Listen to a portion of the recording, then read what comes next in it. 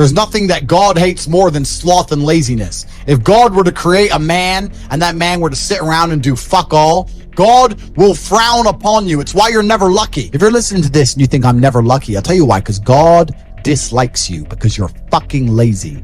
Start to work. Start to show God the beauty of his own creations. You'd be amazed how lucky you'll become. Wow. God is unhappy with these people. And inside their hearts, they're unhappy. We talk about depression, anxiety, all those things you mentioned earlier on this podcast. You loathe your own weakness. You loathe your own laziness. This is what all of these things are. I don't feel depression. How can I feel depression when I'm the most powerful version of me that I could ever fucking be? Most men are walking through life and they don't realize that it's constant competition. Every single pound they want, someone else wants. Every single girl they want, someone else wants. And they're just sitting there just fucking floundering and wandering through life unaware of how competitive the world is. And this is my point. If the world is truly that competitive, you do not have time to be depressed because it's a non-competitive mind state. You could be depressed for X, Y, Z, whatever. I'm not depressed. And I want the money you want, and I want the girl you want, and I want the status you want, and the car you want, and the house you want. And I'm going to get it, and you're fucking not. I don't give a shit what happens to me in my life. I don't care how bad it is. I don't care if the worst, most heinous things I could possibly imagine happen to me. I know that my sadness, my depression will be temporary because I will never stay a loser. It's against my creed. It's not in my DNA. All of your minds are broken. You can't even focus on anything anymore. You're right. You are constantly distracted to the point where you can't even appreciate the good things in your life. You're distracted. Your minds are broken. You need to rewire your mind and resist the slave programming. If you cannot control your own mind, then you are just a feather in the wind of life, because your own mind is the only thing you can control. You can't control the weather. Right. You can't control other people. You can't even control whether your heart stops beating. You might have a heart attack tomorrow. You can't control anything besides what you think. If you cannot control your own mind, then you go through life with zero control, zero influence. You can't control anything. You're just a feather in the wind, waiting for life to blow you from happy place to sad place to happy place to sad place, completely hoping on the gods to be fortunate to you, because if any genuine discomfort comes your way, you're fucked. It's so easy to win if you can control your own mind. But it seems that nobody fucking can. Your own father's ashamed of you, and you don't even feel fucking motivated to do shit. It's a fucking shame. If you were to go and look your father in the eye and said, you know what, I could have been a UFC champion. I could have been a multi-millionaire. I could have been a race car driver. I could have been a fucking nuclear physicist. Could have done all these things, but I was busy on Pornhub. You think he's gonna be proud of you? Fuck no. People who go, yes, I'm wasting my potential. Those are the ones who have potential. The ones who stand up and go, I am wasting my potential. I could be anything and I am not that yet. They have a chance. This is your prerogative as a man. But you need to be instilled with a sense of duty to your bloodline. You must want it. You need to want it deep inside your soul. I can't die as anything less than emperor. As a man, if you don't make yourself valuable, you have no value. You have to get up and do it. Just like a video game, you start with fucking zero. You have to decide if you want to complete it. You have to upgrade your character. So I find it amazing that men are going to play video games and fuck about and waste their time instead of upgrading their character. Everyone knows what to do. You know what you have to do. You're right. If you had to become the most dangerous, intelligent, respectable man on the planet, you know you're supposed to go to the gym. You know you're supposed to train, learn how to fight. You know all these things. You don't do them. That's your decision. It's your prerogative. I didn't make that choice. I made the choice to do it all. I decided all of it. And every single man watching this can do the exact same thing.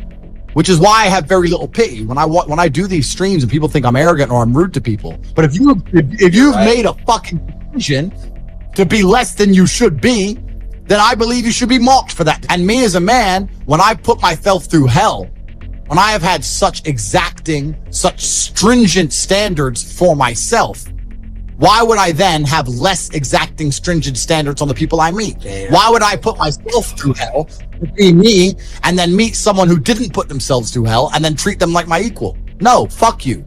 I suffered when you didn't. So you're not my equal because you decided not to suffer. You have enjoyed comfort when I haven't, and that's fine, but don't expect me to look at you as my equal because you're not, because I put myself through hell. I put myself through hell because I decided to throw comfort away.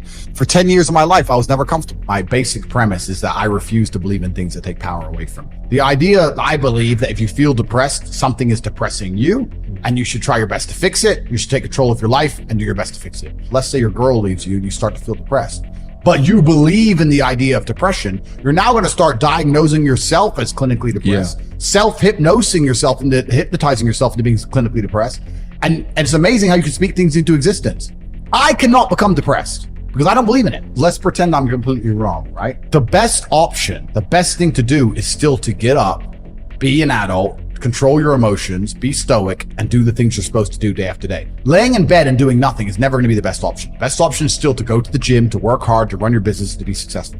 So it doesn't matter. We're talking about the different positions on the chessboard. But if the rules of the game remain the same, regardless of the position you're still trying to win, you still have to do the same things. So does it even matter at this point? If you come along and say he's depressed because of X and he's depressed because of Y and he's depressed because of Z, and the answer to all of them is still the same thing, then I don't give a fuck why you're depressed. Yeah, what I'm saying is you're playing a game and it's a competitive game and you need to build a mindset that allows you to be ultra competitive. If you want to sit there and say, no, I want a non-competitive mindset, then fine.